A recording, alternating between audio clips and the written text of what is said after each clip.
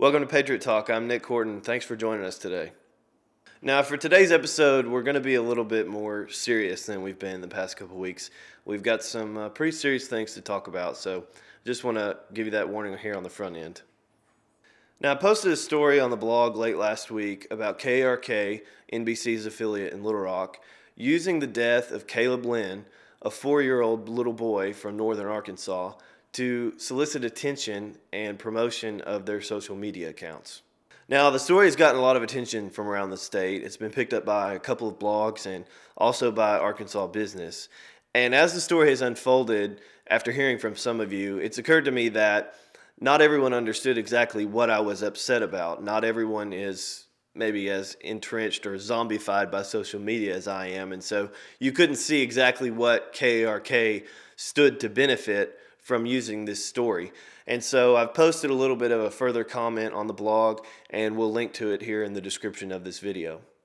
So I decided to contact KARK's news director myself, the same person that Arkansas Business contacted for a statement. Originally, the news director told me that he was new to the area and he was not prepared to make a comment on this story without knowing some background about our website and kind of what we do.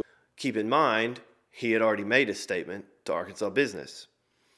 So I responded and asked him if he had indeed made a statement to Arkansas Business and if he would be willing to make a statement to me as well. He responded by confirming that he had spoken with Arkansas Business, but he had no further comment to the Arkansas Patriot. I certainly hope that they will pull down the Facebook and Twitter posts about Caleb Lynn, the 4-year-old that has fallen.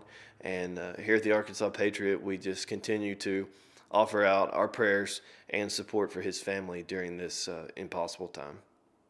You probably remember back during the first episode of Patriot Talk, we discussed Congressman Rick Crawford's millionaire surtax proposal.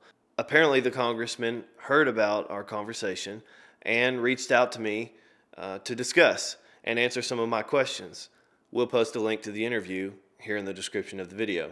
Look, I understand all the arguments about Rick Crawford being better than a Democrat, and I don't dispute that. I have not publicly or explicitly advocated for his defeat in this election.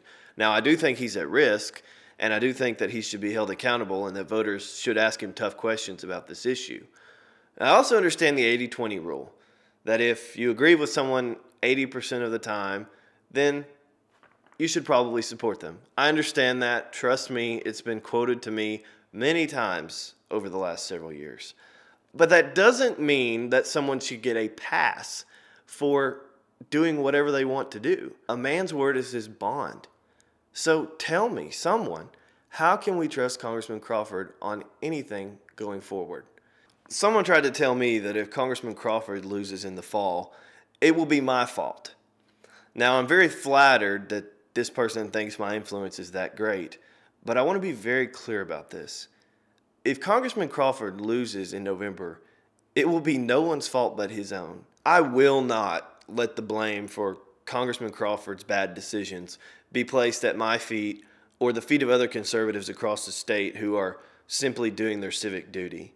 I understand that his supporters are upset and that the Republican establishment, who don't think it's ever appropriate to question Republicans, are upset, but they need to place their anger in the appropriate place. Well, we've come to the conclusion of another episode, and we just want to thank you all again for all of your support, for the response that we've had. You know, I had 2 kids come up to me at church the other night and tell me that they watched our last episode and they enjoyed it, and they were being sincere. And that is really just very rewarding for us to see this project already paying off, to see the results of our hard work. And that's why we're doing this. That is why we've undertaken this project, to reach people that wouldn't otherwise venture out to the blog, to educate people about what's going on in the state. And we couldn't be happier with the success that we've already had, and it's thanks to you. James Madison said that a popular government without popular information, or the means of acquiring it, is but a prologue to a farce or a tragedy, or perhaps both.